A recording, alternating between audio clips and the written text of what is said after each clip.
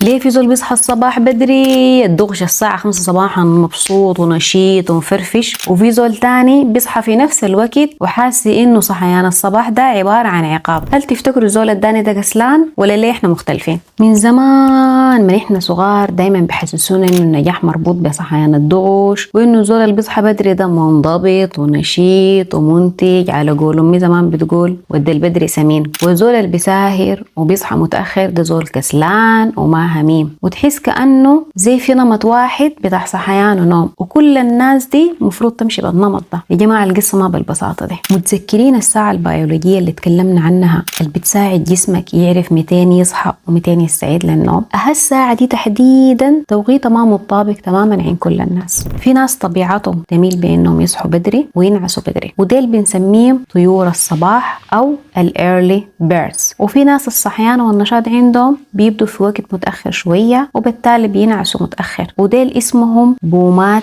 الليل أو النايت أولز. والاختلاف ده عنده اسم علمي وهو الكرونوتايب. يعني يا جماعة الموضوع ما مجرد أنا بحب أصحى الصباح بدري ولا أنا بحب أساهر، في جزء بيولوجي فعلا وراء اختلافنا ده. وطبعا الضوء، عاداتك، مواعيد نومك، عمرك، وحياتك اليومية كلها ممكن تأثر على توقيت ساعتك دي. لكن الفكرة المهمة إنه الناس ما كلهم نسخة واحدة، فعشان كده بدل ما تحاول تكون نسخة من الزول اللي بيصحى الساعة 5 صباحا، أبدأ أول شيء أفهم جسمك أنت توقيته كيف. الصحة والعافية يا جماعة ما معناته إننا كلنا ننوم ونصحى ونشتغل في نفس الساعة، واحتمال المشكلة ما إنك كسلان، لكن ببساطة توقيت جسمك مختلف.